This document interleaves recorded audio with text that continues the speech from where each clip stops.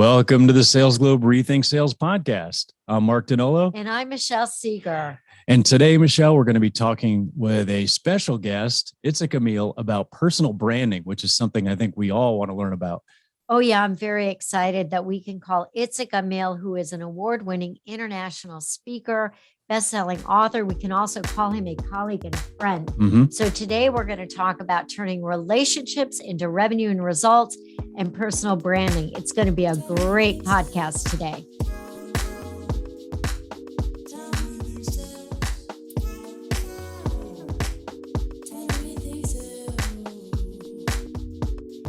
Okay, so today we're talking to Itzik Amiel. He is an award-winning speaker, motivational trainer, attorney. I mean, you name it. He's like got it all going on. Yep. Right? He's attorney at law, a mentor, business mentor, professional services mentor. Itzik, welcome. We are really excited to have you here with us today. Thanks a lot, Michelle and Mark. Actually, I love it because, you got confused in the titles. That's why I do a job. My boss doesn't know. What are you doing? I said, you shut up. You give me one salary and I'm 7 things at the same time. So you have got so many things going on. It's almost like you must have a great ability to multitask. Yeah. No, actually, I'm regretting about it. If you're asking me now, biggest regret, I'm overqualified. This is the biggest regret. That's really fun. It's like saying, my wife said, you're fat, Itzik. I said, no, I'm just born in the wrong heights. It's the same thing. So Itzik, you've had an amazing journey through your career, through your life. And I think that we'd love to start there and just learn about you and how you've gotten to where you are. Because one thing we talk about all the time is, you've got goals when you're younger and you want to accomplish certain things and you set these goals and you work on the milestones, et cetera. But then somewhere along the way, we develop a path, right? And we don't know what that path is until we actually get there. And we go, wow, look what I did and where I came from. And so tell us a little bit about your background and how you got to where you are now. Great. Thanks for that. I mean, I was to say I'm still on my journey. So it's not here, the college year. I'm not dying yet. And I'm still starting my journey. So welcome to my journey. But Mike, you said such a wonderful thing. I think I never planned and I will never plan. I don't have mission and vision. I knew what I love. I found out what I really love during the years. I think I feel comfortable now, think I'm very good at. And I also know very well what I hate very much. And that took me a long time to define, because I realized I don't need them in my life. Because, when I was young and I used to have sorry to use bad word, asshole boss, I had to give my money. But now I know I can get rid of them and I can find another job. It took time to understand that. And I even promised the last one I stand on the biggest stage of the world and I thank him for being such an idiot. Because otherwise I'll be a good employee standing, working for a company and never standing out. But I think what I really enjoy, and I think a lot of people will identify themselves with, is the path. Because I think if there was an exit in my end of my path, I probably want to start again from the beginning. Mm-hmm. A lot of people in the startup world feeling the same. It's not about making money and exit because there's emptiness there. You want to start again. It's the challenge. You take something from nothing, make it amazing, and when it becomes a routine, it's so easy. Then you better go back to the uncomfortable to be successful again, because otherwise you'd be comfortable. No, I think the path that every time meeting new people, you don't know what happened. Like this morning, I talked to somebody within an hour, because that's my mission. An hour I have a conversation, to make him lifetime connection, best friend, so much that if people met us, they think we know each other for 20 years, although we know each other for 1 hour. Oh, that's the end of the conversation. 1 hour of fame, and that's it. And that's the time I need to. And most of the time it takes me about 5 minutes because I'm so alert in my brain of other people.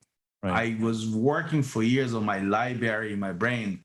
And all of us doing it, by the way, unintentionally. When you cross the street, when you see people, when you're on the bus or a train or a plane, your brain said, I like it, don't like, I like it, don't like. The brain do it constantly, consistently.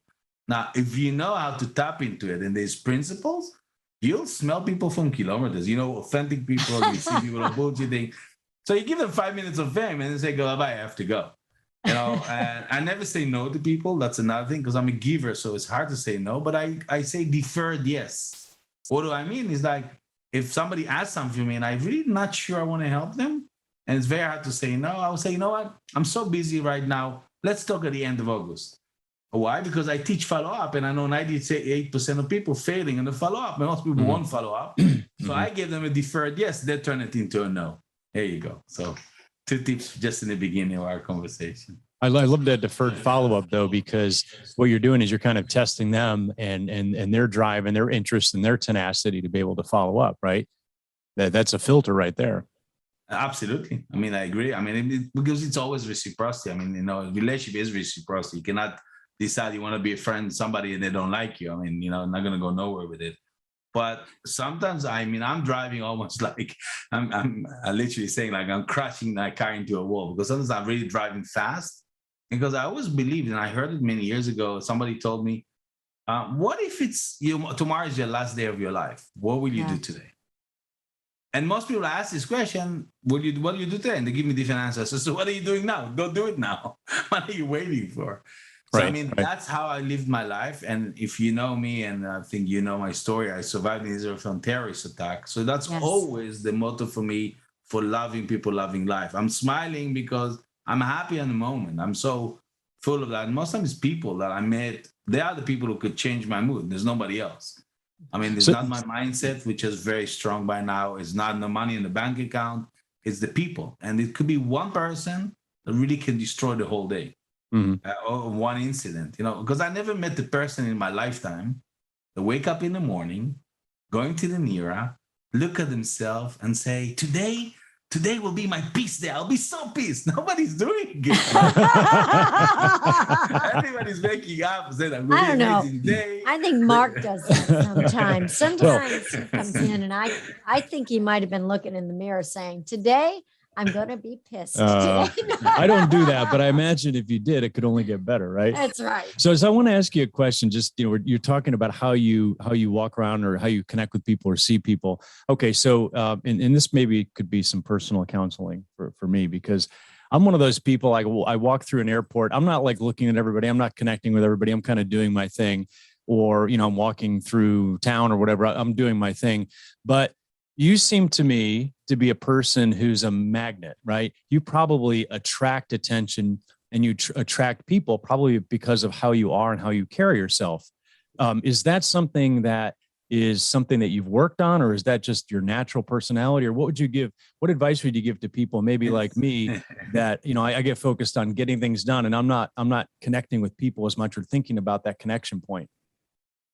It's beautiful and difficult question, because nobody ever asked me this question, I'll be honest with you, Mark. And I don't think, by the way, it's a skill. I don't think you need to learn from this. I believe everybody was born with a skill. I think the only thing, I'm more intentional on my behavior. And the intention came from frustration, from feeling lonely, from feeling in the side. Now, I was not a person in the middle of conversation, a networker, what I call in nowadays network jerks. I was the guy in the side. And I thought I'm doing it all wrong. And the older I grew, and I used to be the chairman of tax lawyers, I realized that the people in the middle are not networkers. They don't give a shit. They're just collecting business cards, and I call them, that's why network jerk. I found out that the important people are always in the side of the room, because if a CEO of a company come to a business meeting, they don't want to be in the middle of everything. They don't want to be seen. They want to grab the information and they go. They don't need connection or money. They have it already. So if you stand inside, you meet them. You see, so, and I start separating because I was born in a very welcoming family, so much that my grandmother was accused when she died at 104 that I remember there was books about my grandmother, but there was, if somebody knows in the Bible, there was Abraham, one of the 3 fathers, used to be a hospitality. So they said, if there was this guy in the Bible, they think that he was jealous for my grandmother. Because he was so hospitality. There would be strangers coming to the house eating. We didn't know. The door was always open. Now, we're not talking, they're not in a place that there's no thieves. I mean, who's leaving the door open, let people, stranger come? And I think that's came in all our family, the giving. So my struggle was how to be a taker, how to be able to take. So give and get frustrated because people take. Of course, they love to take as much as they want. Right, and you think, okay, if I give, I get the golden rule, and you don't get. So how do you get out of it? And how do you make stop for it? And I realized one thing, that if you're a giver, but you don't know how to take, why should other people take from you when you give? So it's the balance of those things during the year, and also selecting the people or prioritizing the people in your life. Also important, because at the end of the day, we all know we're not going to have time for all the people you know. So who are the people you want to give, and make sure they know about it. So much that even I'm a person, if somebody booked for me 1 hour mentoring, and I feel the conversation is so awesome, I'm not going to stop it after 60 minutes. I'll let it flow another few minutes, and I will delay the next one, because I think it's not fair for the sake of building relationship. And people, I don't care if they feel it or not. I feel it. It's for my own soul. So everything was maybe selfish behavior, but more of, I always believe if my mindset will be strong, everything will be so easy. And nobody teaching me that. So I remember I worked for law firms, they used to tell you what not good to do. But nobody tell you, hey, you did a good job. And I worked so hard at it. So I said, you know what? And don't tell nobody, I'll share it with you. I used to go to the toilet, close the door, look at myself in the mirror and said, good job, man, good job. And that's awesome. Yeah. And so nowadays, when I'm a speaker, do you think I care if the audience like what I say on stage or not? Yes, I do. But I'm not based my success or what if the audience clap the hands or standing ovation. First, for me, how much did I prepare? And I did everything to do. And guess what? When you're doing that, you know, for sure they would love it and they have 7 ovation, but it's not based on other people's opinion. But when you do that, you'll be miserable. Right. You know, Yeah. you will never know your self-value. You never will be able to ask $1 million for your hour, although you know you are the only person in the world and you're unique. So why don't you ask $1 million for your hour? Because the fears comes, all these things comes to your brain. So mindsets for me, without reading about it and without going to any seminars, I would just probably from frustration, I knew that I have to work on it very hard. So I think that's where it starts. So I think you have to be intentional, Mark. The question for you, you are doing what I'm doing exactly the same, because we are human beings. It's human behavior. You're just not very aware of it. Your brain watching all the people that you cross in the airport and say, I like, I don't like, I like, I don't like.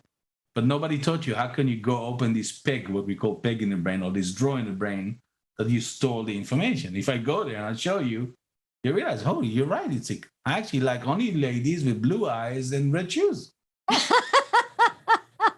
You know, but you never did it. Nobody ever take the time to do it, because you see the pattern of behavior, then it's easier, you see. Here's another thing for you. You go to a conference, thousands of people in the room. Will you see thousands of people? Most people not. Probably you see 10, 15 faces. Now, what happened? Now, this is scientifically proved. Actually, and so if I could stop the time and ask you, Mark or Michelle, can you show me who are the 10, 15 people? Most people cannot do that. Why? Because they push the delete button and I'll start talking to everybody and wasting the time and hoping they meet good people. But here's the reality. The reality, the brain is your biggest slave, if you want. Because when you enter the room, there are thousands of people in the room. The brain see all the thousands of people, comparing to all the people you have in your library and your brain, and show you on the silver tray, here are the 10, 15 people you should talk right now, because most probably should have something happen. Friendship, relationship, based on all the people you like in your life.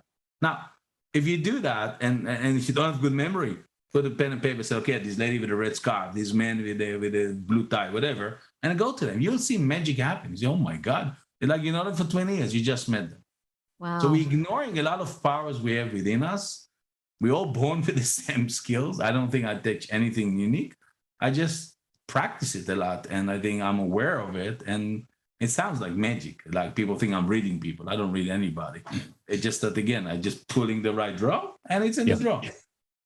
That's so you what said a very important word as you were saying all that, which is intentional, right? You're being very intentional about what you're doing. Absolutely. Because we have the predisposition to just classify quickly to try to cut down on the work our brain needs to do, right? Yeah. And so being intentional about it, I want to connect with people. And there's three sorts of people. You see that people you know you want to connect. Yeah. That people that you don't want to connect, negative outlet. And there's always example. I like to scare myself. Sometimes take somebody who looks horrible, and I think not, and see what happens. And if it's in horrible, great. My system works. If it doesn't, that's correct. And by the way, everything I'm speaking about today, I stole from somebody else. This is my example. This is how you go to Israel and you be screened. If you go to Israel ever, that's the way you screen. There'll be good people, welcome. There'll be bad people who never come to the airport, will be isolated in the highway with a helicopter, and it will be the example. They take people and perform them everything like the terrorists to show that the system works. So that's the way I just did the same thing with the relationship. Works perfectly good. And then you know what? The system works. So I want to ask you about something. You mentioned that so many people are comfortable with giving, and they're not as comfortable with taking, or I'll even say another way, asking. So I know many people that have so much goodwill that they built up, and they don't know how to, or really make that shift over to asking. I've sat next to people where a CEO has asked another CEO, "What can I do for you? You've done so much for me." And the answer is nothing, just, keep being my friend, or whatever the case may be. How do you get people to shift their mindset into being comfortable with asking? And again, a wonderful question, because it's exactly the problem that I think we as society destroy our own brains. I invited once in a conference, actually a conference of lawyers, they're all going to get referrals. So you know what? I'll come there one day with few clients and ask who wants clients. Who do you think look weirdo, them or me? Everyone think I'm a weirdo. What? Client? What? But they're all coming to get clients, but when you come with clients, it looks weird to them. Why? Because nobody gives them. They all come to get, not to give. If somebody comes to give. That's exactly. By the way, this is my book. That's exactly where you stand up. If you will be the giver and everybody come to take, yeah, maybe people thinking you're weirdo. But if you do it again and again and again, now you're authentic. Now it's you. And you stand up very quickly, because everybody nowadays, not only everybody, everything coming out is to grab something from us. All marketing based on getting attention. All marketing teach you how do I grab attention of the audience. I said, no. Build relationship by giving attention. If you give attention, everybody wants from that. If you get attention, everybody's scared of that. We don't want, where all this commercial, all the things, all the stuff is exercise for your audience. If they ignore my voice or our voice now, and listen to other sounds in the room they have around. Maybe they have a car passing by. Maybe the children are playing. Maybe the fridge, they're making some noises. Maybe the airco, right? All those things are there all the time. So it was a tricky question, right? Because I shifted their attention from my voice to all these sounds. So you see why in English you say you pay attention. It's a monetary verb. It's stronger than anything else you could do. We are in attention economy. If you know how to pay with it, you do magic. Because you give people the biggest gift. You give them your time, your biggest commodity.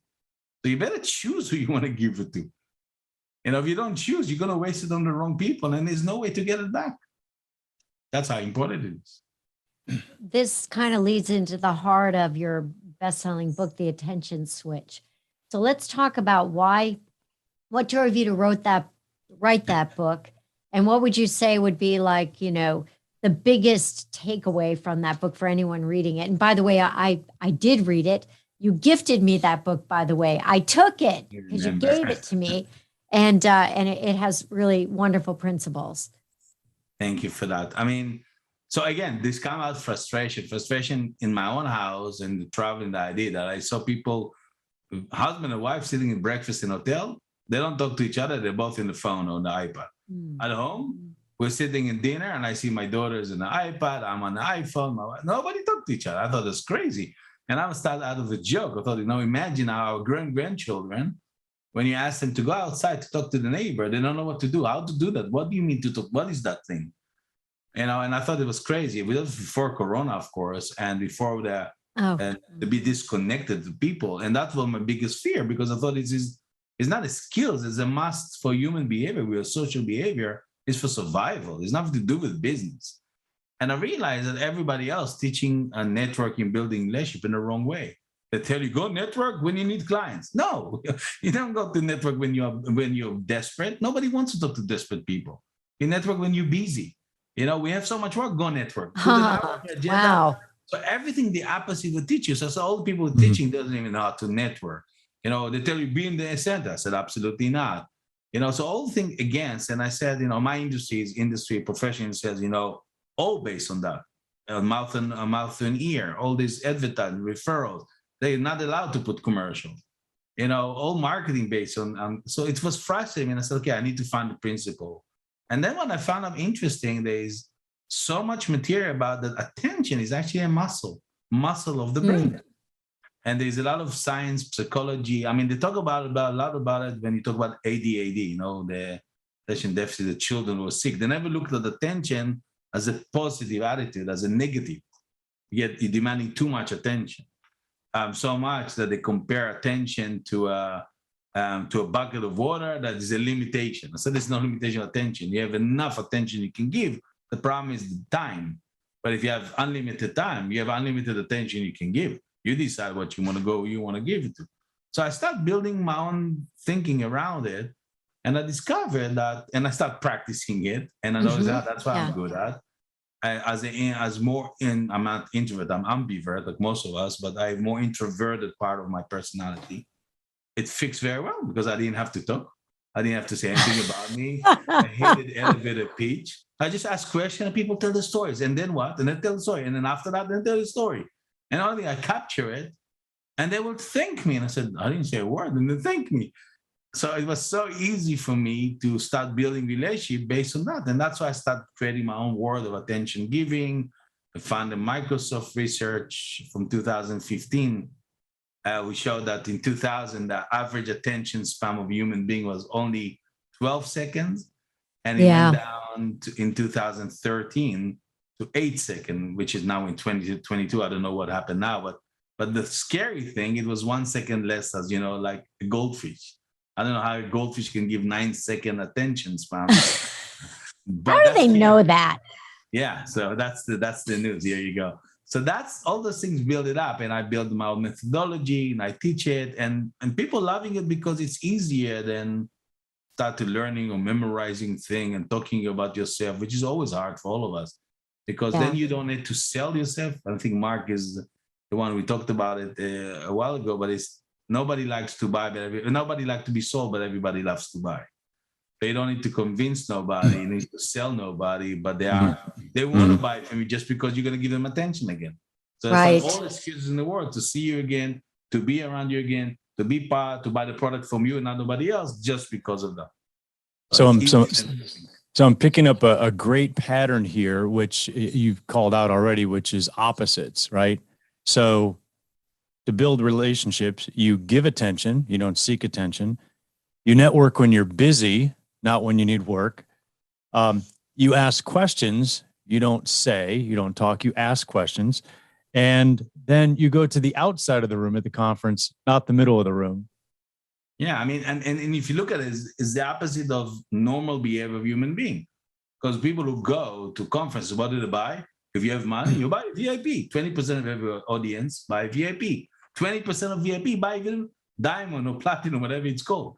But you think from a perspective of business, it's idiotic thing. What do you think if you sit in the phone, what will happen? The gold will fall from the sky. I mean, you're a speaker. As a speaker, right? If we are going to listen to another speaker on stage, when we are an event speakers, we're going to come from the front or from the back of the room? We're going to sneak from the back of the room. Yeah. So if you want to meet the most important people, they're not going to be in the front, they'll be in the back of the room. He's right. So it's so many things. So it's I'm talking about it for years, and that's the way I did it. That's why I built relationship. And sometimes I was shocked. I couldn't believe it. I remember meeting a lady. She was CEO of oil and gas company from Ukraine by coincidence, side of a meeting room. And everybody else said, it cannot be. I remember even talking to myself, it cannot be. I met her and everybody looking to meet these people, and I meet them like, I went to a toilet in India in the conference, and I saw TV in front of me. So I said it loudly, I wish I knew that, then I can drink a bit more, at least I can watch the news. So the guy next to me started laughing hysterically, and the end is the CEO of Infosystem, one of the biggest IT companies in India. I mean, I never looked for those things, but again, exactly what I said, I was intentional. So my brain was alert. I mean, the moment I went outside, Infosystem, of course, I built relationship, but I never went after him because he was who he is. And that's why people don't understand. If successful people are very approachable people.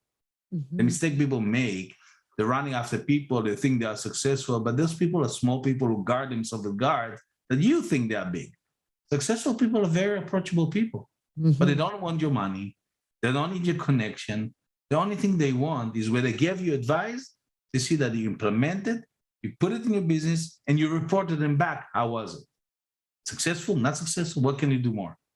So I called it, by the way, the golden circle in relationship. If you want to meet somebody very known, go somewhere when they speak on stage, listen to one of the advice they give, something that fits with your business, and commit to implement and run before they leave the stage and say, sir, I want to talk to you. Yes. Can I ask you, lady, where can I reach you? Because I saw you saying that on stage. I would love to implement to my business, but I want to report to you back if it's successful or not. And I will tell you, give you an email or a phone or the assistant. They give you a way to report back. And the only thing you have to do is do it and report back. And the moment you did it, you'll be the only one in the world. And here's a spark of relationship. And you can meet the most important people. Well, but it's different. That's unique. Because what I want to do is it's an interesting segue over to sales. I want to tie this back to people in sales, which I would argue that in the legal profession, everyone that you serve, business people, those that own business, we're all selling, right? At the end of the day. So how do you effectively, and you've already done some of this, but I want to discuss, there's a tension, and some people will associate that with dinner and golf and events. And then there's actually, though, taking a relationship and turning it into true referrals, results, revenue for the business. You talk about that very specifically in your book and in your global speaking. And I'd like to make that connection for people because I'll give you an example. Itzik, Sure. I'm consulting with a national financial services company right now. And as part of their incentive plan, they have in there the number of dinners and the number of conferences and events that they're attending. And that would include like golf, but they actually have a targeted number and not results.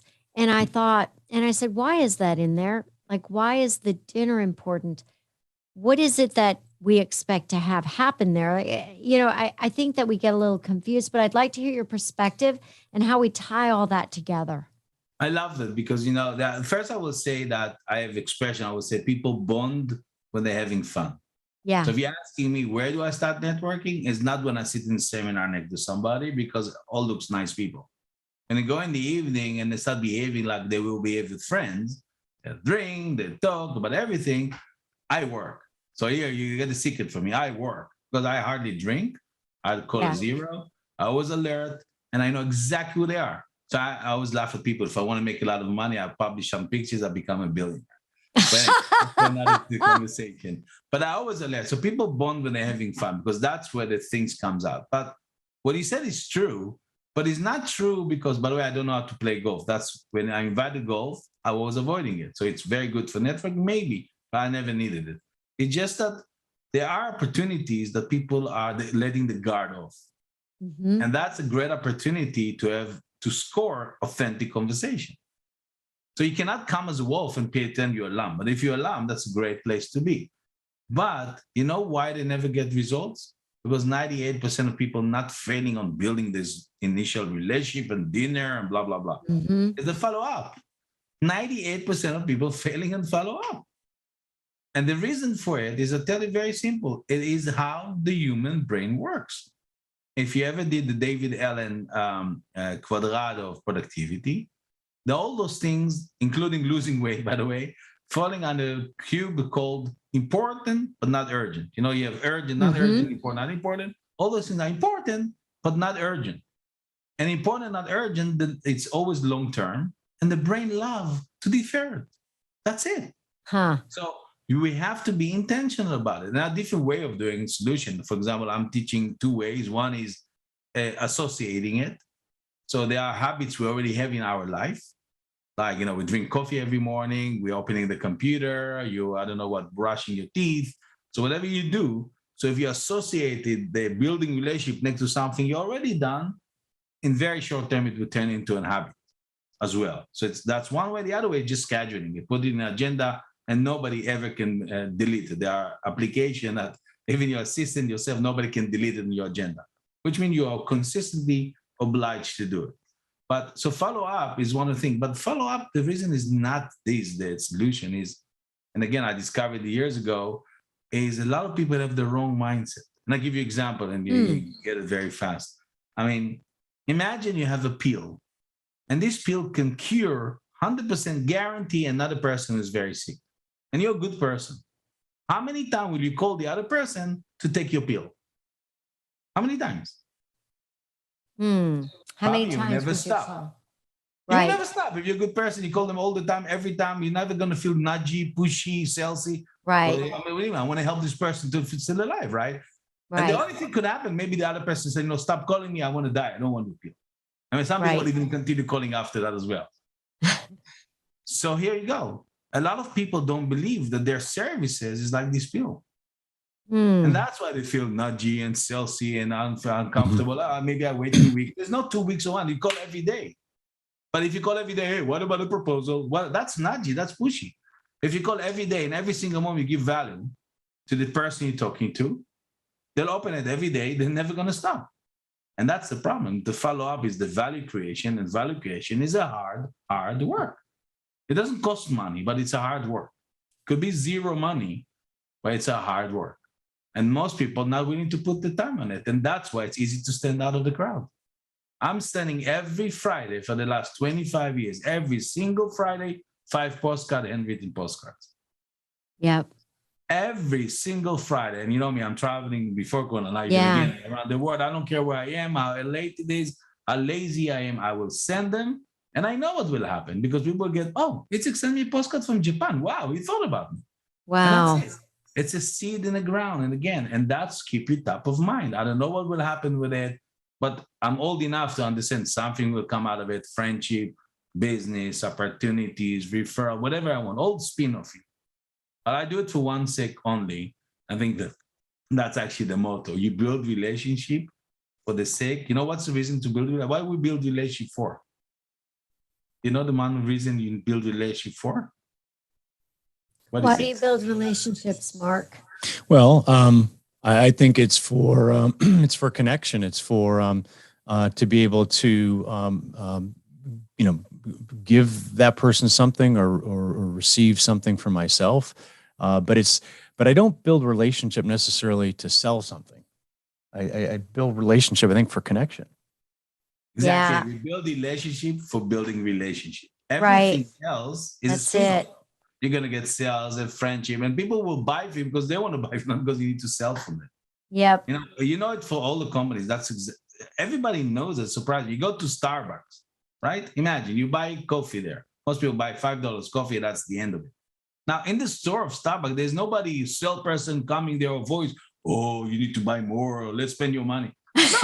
Some of you falling in love with the Starbucks and you said, you know what, I'll buy a souvenir or I'll buy a coffee bean to take home. So you decided to buy. Nobody convinced you. And some of you even fall in love even more and buy a coffee machine for $6,000. This is what I pay value later. Go another company, Disney. You're watching a movie with your children. Oh, they love it. Now they make a headache for you. They want to go to Disneyland. So you spend much more money, a few $1,000s, and go to Disneyland and spend more money there. And even some of you fall in love even more and buy a condominium Disneyland resorts or go to Disneyland cruises.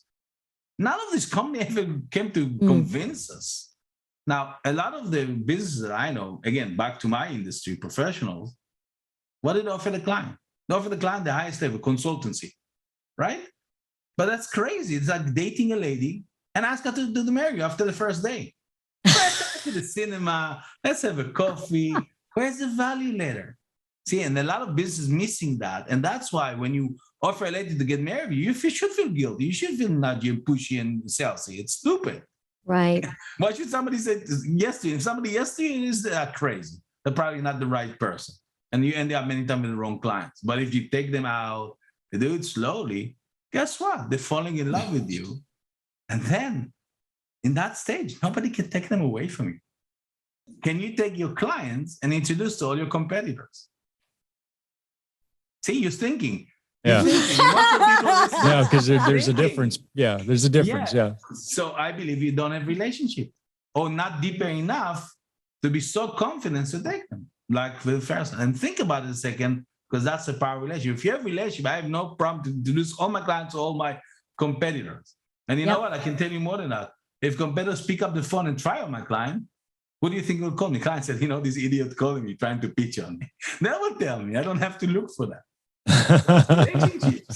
So I want to just bring up, I don't know. I don't want to break your train of thought. Oh, good. I was just going to make an example here. And I paused for a moment because I'm thinking about a couple of different relationships.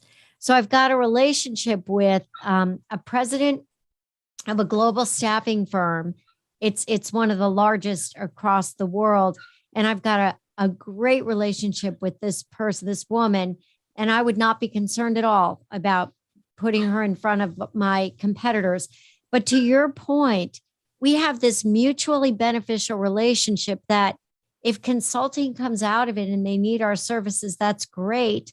But I'm looking at them for, I'm always trying to provide to them value to provide to their clients. Like we're doing a podcast, in fact, this one, and we'll give it to their salespeople to provide to their clients, just getting the word out on something that's very relevant today on turning relationships into revenue and results, right? And referrals. And so we refer each other, and I'll get collateral from them that they've created and promote that as well, including, gosh, even meeting her for coffee and having a conversation about just what's going on. And I've got another client like that. And yet others that I think about, I haven't touched or continued to build that relationship with. There's the ones that I'm going and kind of have an open mouth saying, wow. So I hear what you're saying. And exactly, if you had everybody like this lady, your life will be much more easier. Yeah. So you see, you made a beautiful bridge, which is danger bridge from building relationship and the sales. I mean, I always say in the public as well, lost clients are not lost relationships. Yeah. Many people forgetting it, but you invest so much to pitching on this client. They get at the end, they decided not to hire your services. Will you keep in touch or not? Most people don't. That's a mistake because some people have difficulties because their boss doesn't want to hire you and they like you, but they are somebody else. And then they move 3 months later to another company, and then they pick up the phone because you kept in relationship in touch. They say, Itzik, I couldn't hire you there because this guy couldn't, but now I'm in a position to hire you and I would like to have your services. But if you didn't keep in touch, you lost an opportunity. Right. So all those things show the difference between sales or hard sales or core sales than building relationship. If you build relationship, your pipeline will never be empty. Never, ever, ever. Why? Because everybody has a different point of time when they need your services. They're not going to come at the same time. So if you build the relationship consistently, you're going to get it. And I don't want people to feel like I'm talking about investing a lot of time. No, it's sometimes a split of a second. I mean, I used to send people a little, what we call pinging, networking, just a little message. I would say hug because, I survived a terrorist attack because, my story. And people, I know, they knew it's me. I know they had a smile on their face when they saw it. And that's it. I put myself again top of mind. That's as simple as it sounds. How long does it take? And people don't put efforts. It's putting the efforts. And I think a lot of people who know that know I'm talking right. And how do I know? Again, go to Corona time. Everybody who listening to us have thousands of connections, right? Right. How many people called you in Corona time and asked you, how are you doing? Are you okay? Are you guys healthy, safe? How many people? Thousands? No. Most of you probably can count on the two hands. Right. Yeah, we were talking to them though. We were talking to them, which is kind of interesting.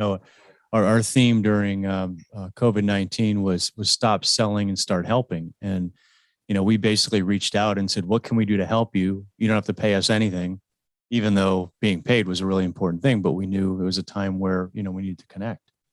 So I want to danger zone, Mark, because I warned a lot of people who start building relationship during Corona because they're at home, whatever. I said, I love it. I love you to do that. But remember one thing, when we go back after the Corona period to kind of the new normal, and you're not consistently continue doing it, it will be even worse than even before because the client now said, there's an interest-driven person.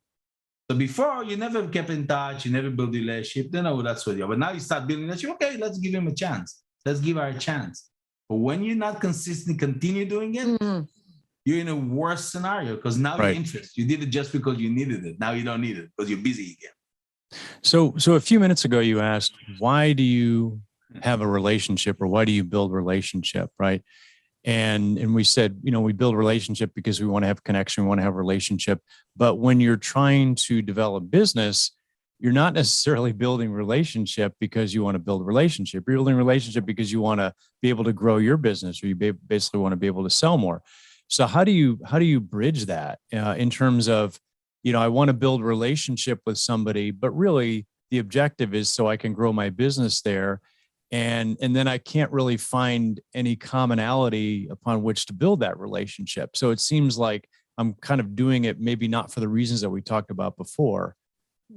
So I allow me to disagree, but I think you're right in the sense that if you allow me to go from the end is the problem is the industry. The industry gives you tools and solutions that promote a different behavior because you're measured how many clients you close, not how many relationships you build.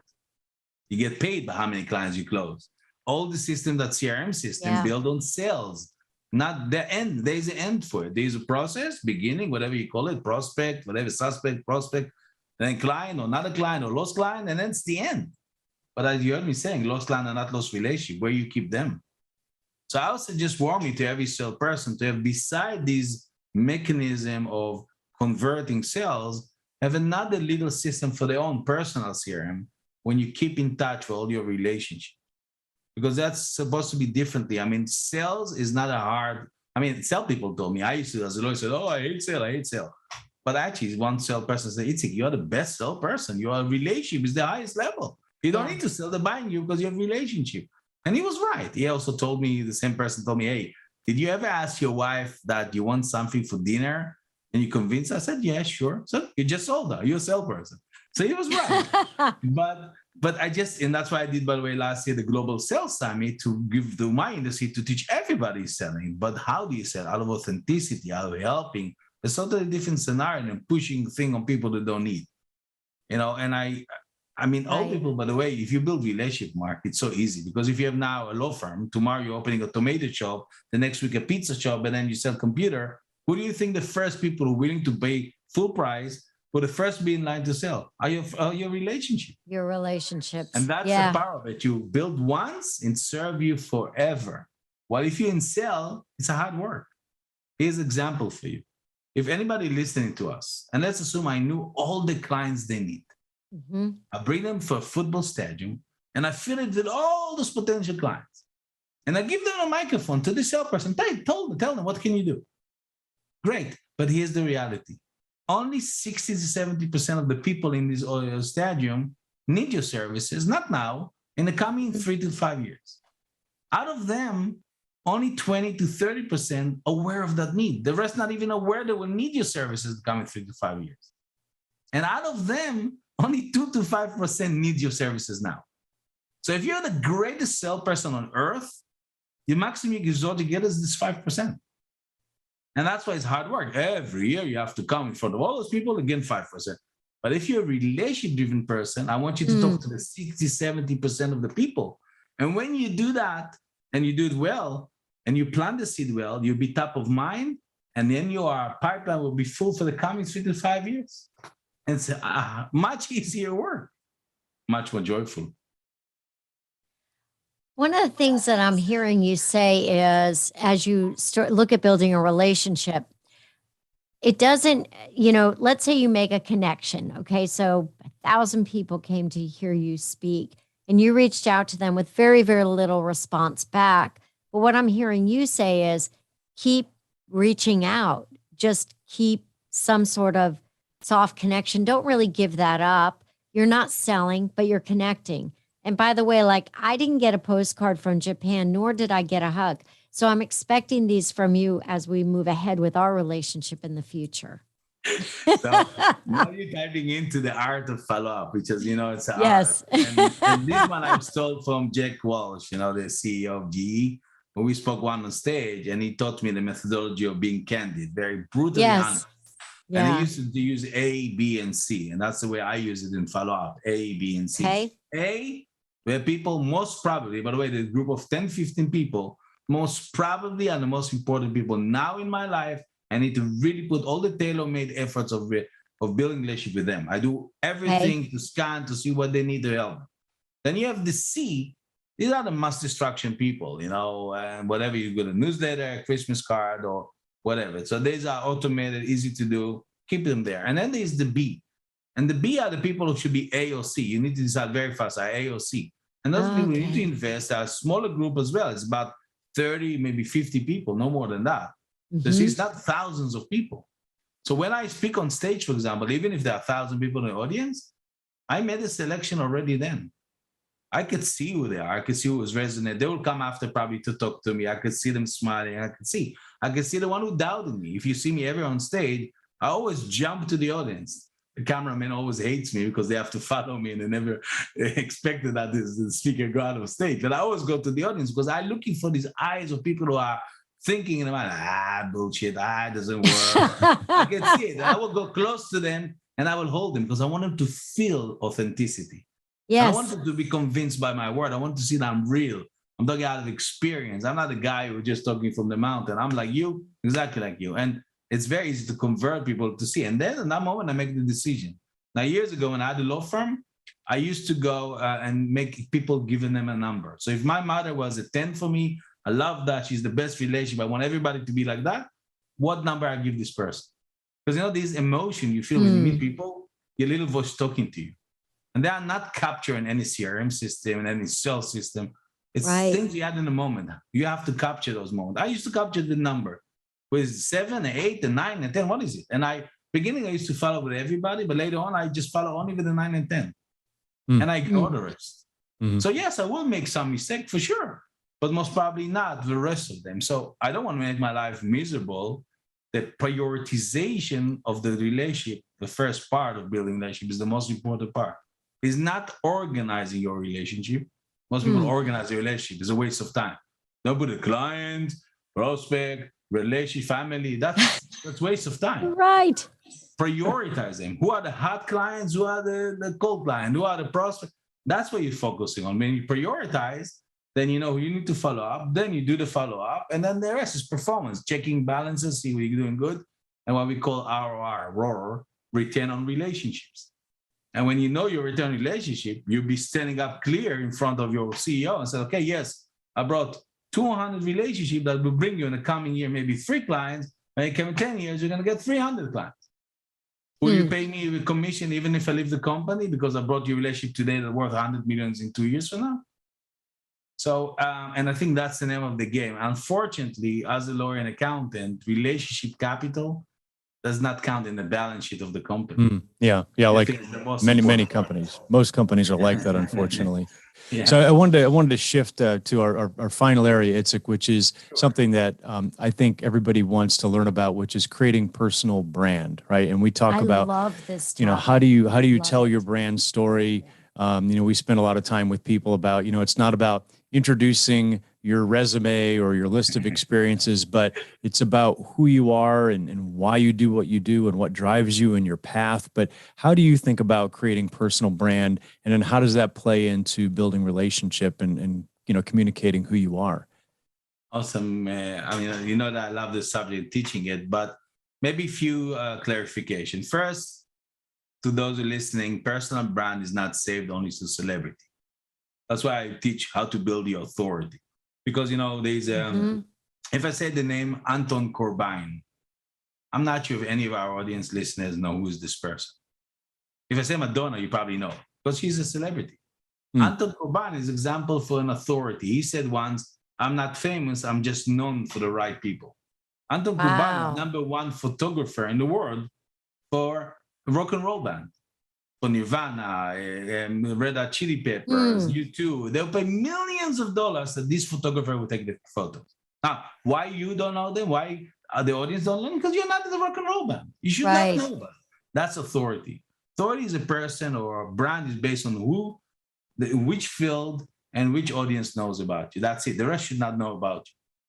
And there's, of course, very simple 3 steps to take them. But let me go back and say that if I ask the audience on you, by the way, do you have now a personal brand? Michelle, Mark? Do you have now, Mark, Michelle, personal brand? Do I have a personal brand? I mean, I believe probably to myself. Yeah. The answer is yes, but we're actually building on a personal brand. Yeah, I do, but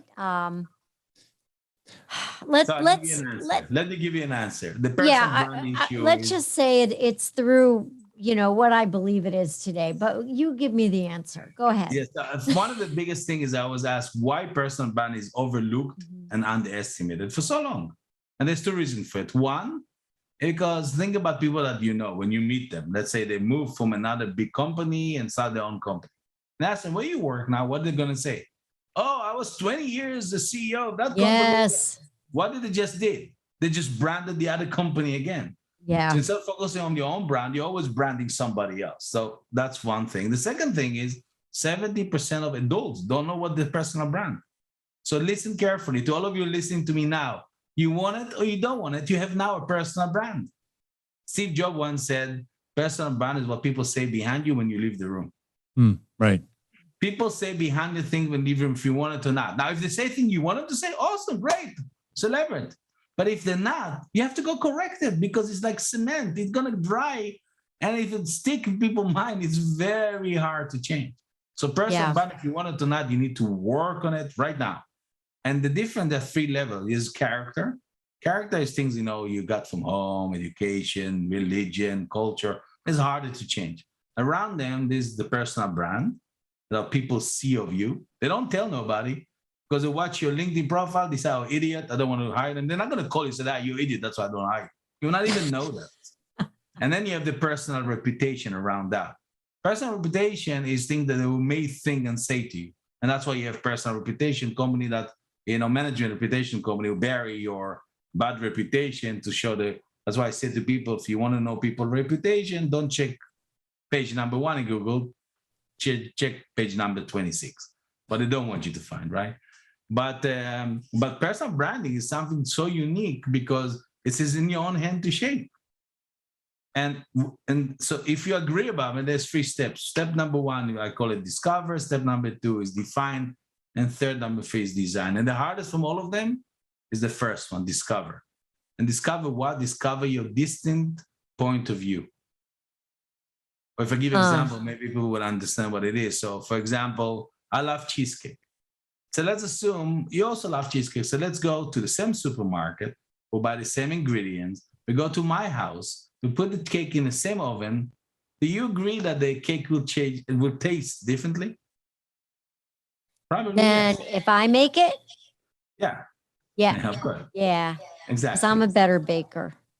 I'm not sure about that. But my grandmother used to say it's the test of the hand. And see, that's a distant point of view. That makes you unique and there's nobody like you. So what is it, that distant point of view? And the problem lies down there that too many people linked it to the business, not necessarily. Yeah. Maybe you are the best opera singer. Maybe you're the best salsa dancer. Maybe you're the best cheesecake maker. Whatever it is. But if that will be part of your personal brand and you, I don't know what, sell computers, so guess what? People who love cheesecake and want computer will come to you, not going to come to the other person who can sell the same computer but hate cheesecake, love chocolate cake. Yeah. So you don't have to stand up with your business. You stand up with your distant point of view. And that's very hard to a lot of people. Go say to a lawyer, yeah, you have to talk about salsa all day long. I mean, you're crazy. I'm a lawyer. You know? And I see that happen a lot where people, you have to become vulnerable to get your personal brand out. So it's not about just listing, like you said, the company or what you do as a job, but it's who you are as a person. And I think you have to get to a certain point where you're comfortable with being exposed and you can do that and you feel like you're not going to be, rejected. I mean, so for me, just, real quick, I think of myself as the art school MBA because I could never get a job coming out of business school because I was the art guy. I was a designer for years in New York, then went to business school and couldn't get a job, right? So back then I couldn't talk about it because that was a vulnerability area because I couldn't get a job.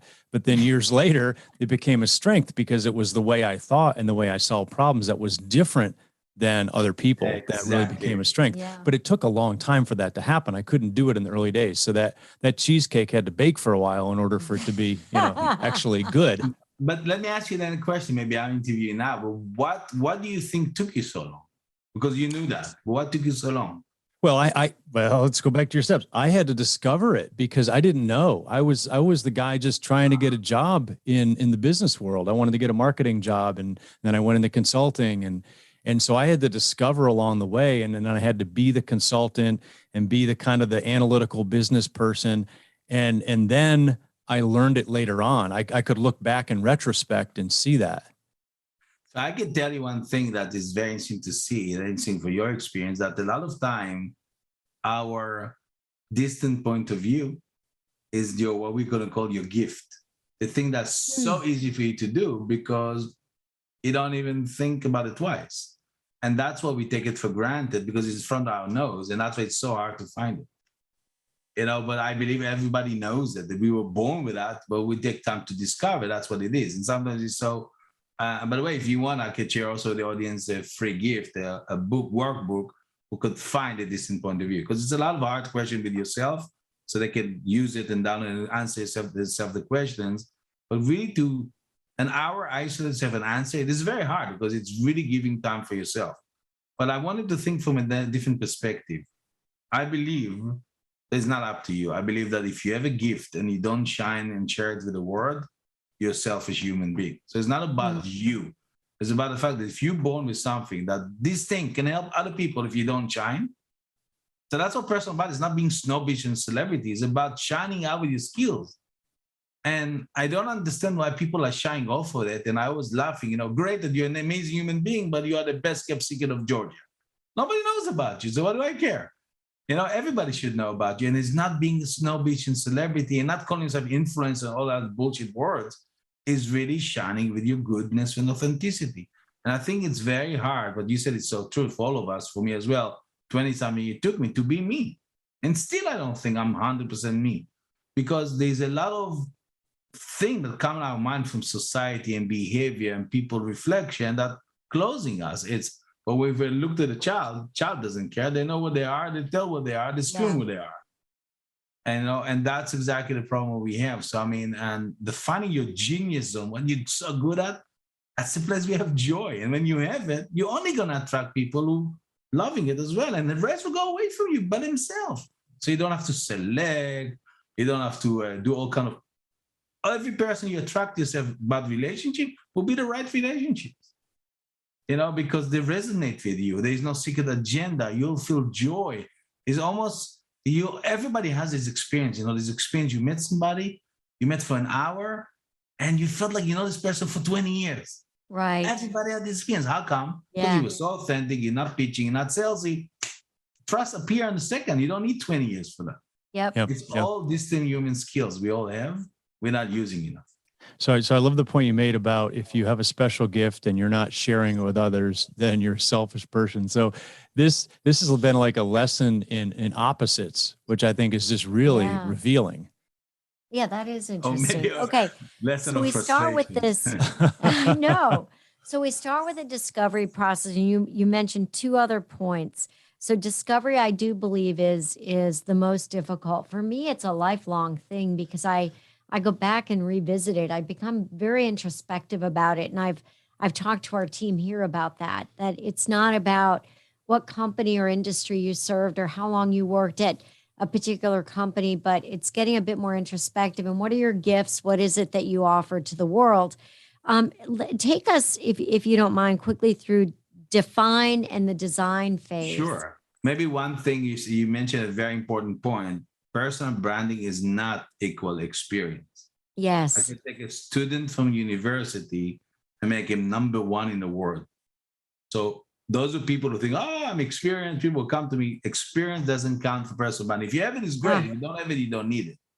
So that's something very, because if I get the students to connect to all the most important people who know everything about oil and gas, so who's the authority? The students who know all the people who know everything about oil and gas, or one person who know one part about oil and gas? So if people want to know anything about oil and gas, it's easier to talk to the student because you know all these people than to try to find themselves, each one of them separately. So you don't need to have the experience and knowledge yourself, as long as you are the curator of those experiences and you put on it your own little touch on it, whatever it is. So, but the other one, define design, is what I said, because in order to have a personal brand, you need to know for who and what field. So the define process is finding who are the right people, right audience for your distant point of view. Yep. But the fact that you found that you're a great lifeguard, but you built a company in Sahara Desert, it didn't help nobody, right? So, exactly. So it has to be in the right audience. So if you know the right audience, then the last part is design, is just going out and shouting it to the world. So that's the time when, until that time is all internal, this process with you, you find, you define, you look. And when you do that, then the design part is going and sharing it with the world in different ways. I mean, by standing on stages, by writing books, whatever you want, blogs, the audio, video. But there's so many free tools nowadays to share on your business card, on your signature of your email. Everywhere should be seen your personal brand, because that's where you start putting it in front. And when people see it on a consistent basis, then you are your personal brand. Yep. So you're almost brainwashing people's mind. But that's more yeah, that's exactly it. That laugh's going to really come out on the podcast. So it's so brainwash. I got it. No, I'm just kidding. So I wish we had more time. And we're going to ask you back, but how can people get a hold of you? So best way is probably via LinkedIn, and or my website is itzikamiel.com. Okay. And we will. Also I will also probably put it in the note, but there's also the website of the Switch Hub, where I can find more new things that are coming out, a lot of interesting new discoveries that I'm putting in. So it's brand new website. It's Hub.theswit.ch. So Hub.theswit, and there's a dot between the T and the CH. Okay. So we're going to make sure. Yes, we will make sure that is on the podcast itself, because I'm encouraging people to buy there's a limited edition of your book right now, Attention Switch, that I also think is helpful. Not on Amazon, intentionally on your site, because you are giving the proceeds. Talk about giving back to the Kidney Foundation. We really, really appreciate you being on here with us today. And everyone listening today, please share and subscribe to our podcast. If you enjoyed what you heard today, we will create a link to the discovery of your personal brand. And we look forward to hearing or to sharing this, and you sharing this out with your colleagues and friends. Connect with us on LinkedIn, and we will see you the next time. Thanks, Itzik. Thanks for joining us. Thank you very much, Michelle. Thanks, everybody, for joining us.